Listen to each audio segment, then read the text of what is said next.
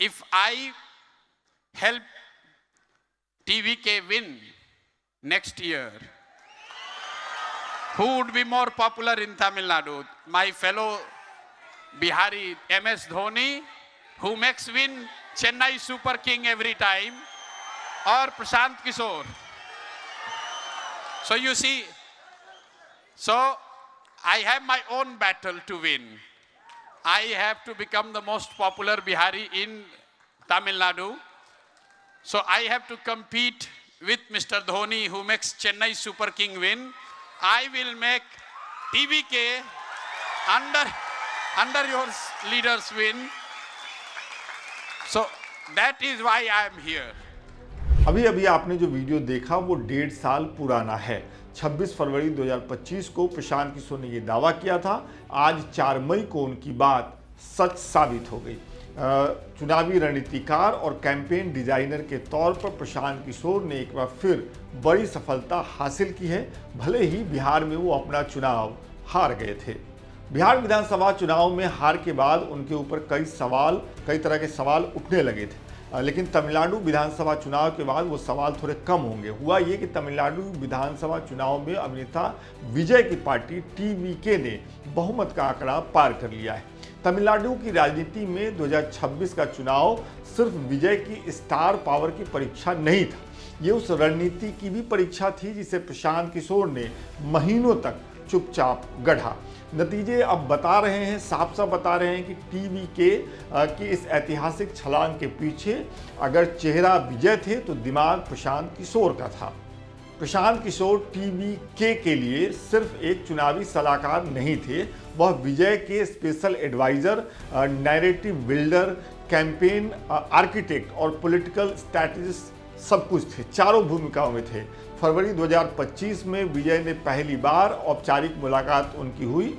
इसके बाद प्रशांत किशोर ने टीवीके के साथ जुड़ते हुए साफ कह दिया था कि वो किसी दोस्त की मदद करने नहीं बल्कि तमिलनाडु में चेंज की राजनीति को आकार देने आए हैं। और यही वो पहला मोड़ था जहां प्रशांत किशोर ने टीवीके को सिर्फ एक फिल्म स्टार की पार्टी नहीं बल्कि मूवमेंट फॉर चेंज के रूप में पेश किया। यह उनकी सबसे बड़ी रणनीतिक सफलता रही। विजय को उन्होंने अभिनेता से नेता और नेता से व्यवस्था परिवर्तन के प्रतीक में बदल दिया। विजय की पार्टी का पूरा चुनावी नैरेटिव इसी लाइन पर खड़ा किया गया। 30-35 साल पुरानी राजनीति बनाम नई उम्मीद। तमिलनाडु में विजय की लोकप्रियता पहले से थी, लेकिन लोकप्रियता को वोट में बदलना सबसे कठिन काम था। यहीं प्रशांत किशोर की असल भूमिका सामने आई। किशोर ने सबसे पहले टीवीके की पूरी राजनीति को फैन क्लब्स से बूथ स्ट्रक्चर में बदलने की शुरुआत की। एक्टर विजय के फिल्मी फैन नेटवर्क को प्रशांत किशोर ने बूथ लेवल कैडर के तौर पे पहचान दिलवाई। स्टारडम को ग्राउंड मशीनरी में बदलना ही टीवीके की पहली बड़ी जीत रही। कहने का मतलब जहां बाकी दल रैलीज कर रहे थे वहां TVK booth mapping, voter segmentation और माइक्रो मोबिलाइजेशन पर काम कर रही थी। यही वजह रही कि पहली बार चुनाव लड़ रही पार्टी सीधे 100+ सीटों पर आगे बढ़ती हुई दिख रही है। 100 से ज़्यादा सीटों पर विजय की पार्टी जीत रही। प्रशांत किशोर की सबसे चर्चित और शायद सबसे निर्णायक सलाह थी, किसी अलायंस में मत जाओ, अकेले लड़ो।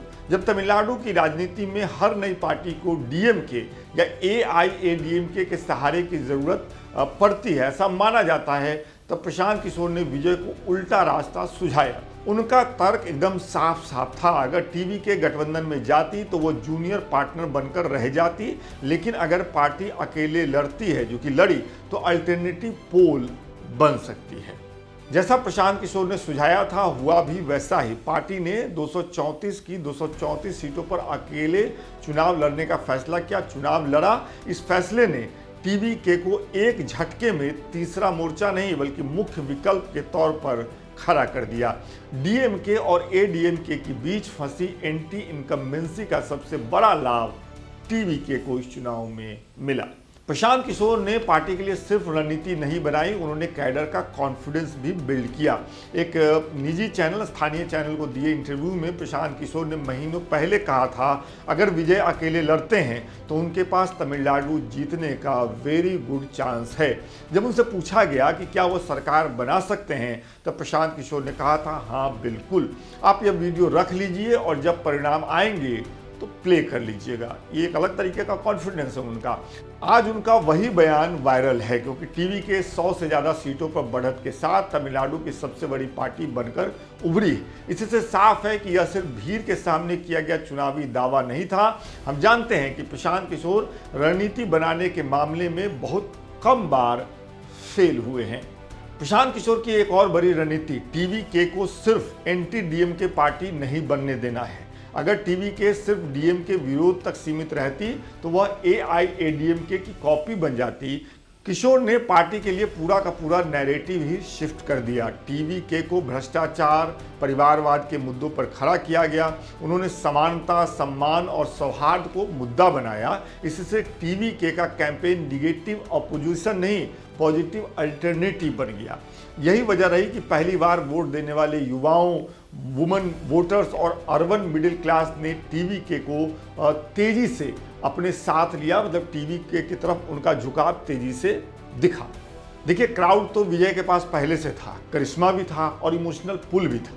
प्रशांत किशोर ने उसमें डिसिप्लिन, डाटा और डायरेक्शन जोड़ा। उन्होंने एक्टर विजय के पूरे चुनाव प्रचार को एक्टर सेंट्रिक से बदलकर इलेक्शन सेंट्रिक कर दिया। मीडिया रिपोर्ट्स में कहा जा रहा है कि प्रत्याशियों के चयन से लेकर मुद्दों को उठाने और मीडिया में क्या कुछ कहना है, माफ करिएगा, सब पर प्रशांत किशोर की छाप साफ साफ दिखी। पार्टी की कैंपेन लाइन, विजय की पब्लिक पोस्चरिंग, परिवारवाद के खिलाफ अभियान, अकेले लड़ना और कार्यकर्ताओं का इस्तेमाल, इन सब को जोड़कर देखें तो साफ दिखता है कि यह सिर्फ वेब नहीं था, बल्कि पूरी सावधानी से क्रिएट की गई एक प्लानिंग का नतीजा है। तमिलनाडु में टीवी के की जीत सिर्फ विजय की लोकप्रियता की कहानी नहीं है, यह उस राजनीतिक आर्किटेक्चर की कहानी है जिसे प्रशांत किशोर ने तैयार किया।